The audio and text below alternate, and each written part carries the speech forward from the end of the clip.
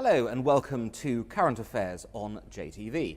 Today's topic, Jewish students on university campuses. Just what is going on? And joining me in the JTV studio, I've got Ben Hayton from UCL, Johnny Neumann from Jewish Human Rights Watch, and Devorah Cuffey from Queen Mary's. So thanks for joining me, all of you. Let me start with Johnny. Obviously you're not a student, but you keep a close look at what's happening on campuses.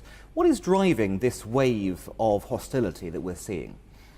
I think it's the BDS movement, which is fundamentally anti-Semitic, and it's very easy. I think one of the easiest ways to tell an anti-Semite or to tell anti-Semitism is when people have a general rule for everyone, but then make an exception for that rule for the Jews. And I think we see this on campus with freedom of speech and with safe spaces, both in the UK, in the US, and elsewhere. So freedom of speech, when the anti-Semitic BDS folks on campus bring over a speaker and people and Jewish students and others say that this is someone who makes us feel uncomfortable, someone who's potentially inciting against us, they're shouted down. Free speech, we have to hear this person, and so on. And yet, of course, when it comes to Jewish speakers coming to campus, the Israeli ambassador, Israeli lawmakers, and so on, those events are violently disrupted and try to bring to a close. So freedom of speech for everyone but the Jews. And of course, the boycott movement in itself is about boycotting these Jewish speakers. And the same with safe spaces, where we see balls in colleges in this country, in the States as well, where costumes are restricted or the balls are cancelled because certain costumes may offend certain minorities and this and that. And yet when it comes to the very real intimidation and the very real offence taken and even danger to Jewish students by the BDS movement, there's no safe space for them. Safe spaces for everyone, but not the Jews. Ben, would you agree with that comment? I mean, do you think that there is one rule being applied here for Jewish students and one rule for others? We've experienced it. We had in the former Israeli ambassador, Daniel Taub, come into our university, and the union made sure that there was someone in the room censoring every single thing he said, limiting the conversation, and gave rules about what he was and wasn't allowed to say. And right after that meeting that he had, who was that from the university? It was a member of the union, that they'd selected a member of the union to come in and sit through and note everything that was being said. And then following this, there was a meeting with a bigger society in the university where two people had to be dragged out shouting profanities at the ambassador. And we've had this at the beginning of the year, especially at the beginning of this year. We had a representative of the president's office who came into the university, and we didn't know that these people would be coming, but a whole cohort of Palestine society came in uninvited and refused to leave the room. And then when the speaker began to engage with them, and he did so very well, I think, he did so fairly, and answered their questions as best as he could, they started comparing the Israeli government to Nazis, and they were very aggressive. And their main protest at the time, this is when the stabbings had only just begun, was that the people who were stabbing these people, these innocent civilians on the street, that they had been treated with brutal force. They had no complaint, no criticism for the young man that day who just stabbed an Israeli teenager to death. Interesting. Now, Devorah, taking that onto account, do you feel intimidated on campus?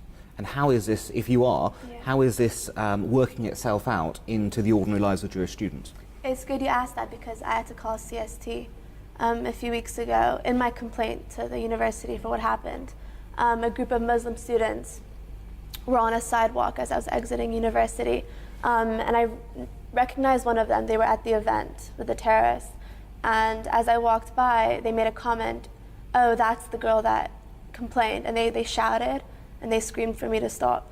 And I continued walking as quickly as I could, went into the underground, but I called CST, and I don't think anything happened out of that.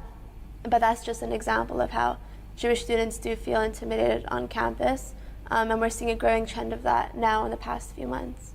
Johnny, obviously you're watching from a human rights perspective. Do you think Jewish students' human rights are being infringed here? Yes, I mean, when you have stories, it's very simple. When you have stories of students, we have two here, and we've heard many other stories as well. People come to our organisation. We've seen media reports of Jewish students feeling intimidated, being less inclined to go to universities for this reason. Then clearly there is a major problem that needs to be addressed. How can we turn the tide here, Ben? I think we can embrace more opportunities to have open discussions with as many students as we can, platforms, debates. Bring in good speakers and be organised. Don't be taken on the back foot here. take the initiative. Devorah? I agree. To add on to that, I feel like we should address more positive sides of Israel. Past month, we had Israel Apartheid Weeks, and so we handed out falafels, played music, showed the positive aspects of Israel, and got them to engage in a discussion. So I feel like that was really positive. We got a really positive vibe from different students, and they learned a lot about Israel, things they didn't know before. So that really affected their perception of what's going on there.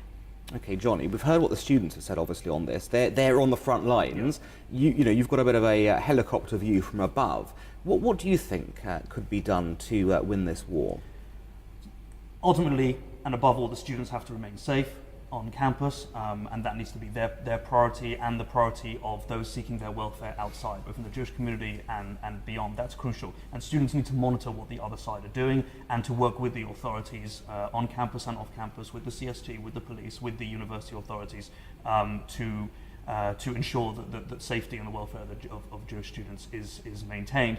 But beyond that, there's a role for people outside the university as well. These are, the incubators of our future leaders, and it's vital that we pay attention to what's going on there. And unfortunately, what is going on with the BDS movement on campus goes right to the top of some of the political parties in this country, and it is they who really must take responsibility for what is happening on our campuses. Okay, thanks. Well, that's all I'm afraid we've got time for. So thank you, Ben, thank you, Johnny, thank you, Devorah, and thank you all for joining us. We hope to see you again soon for another episode of Current Affairs on JTV.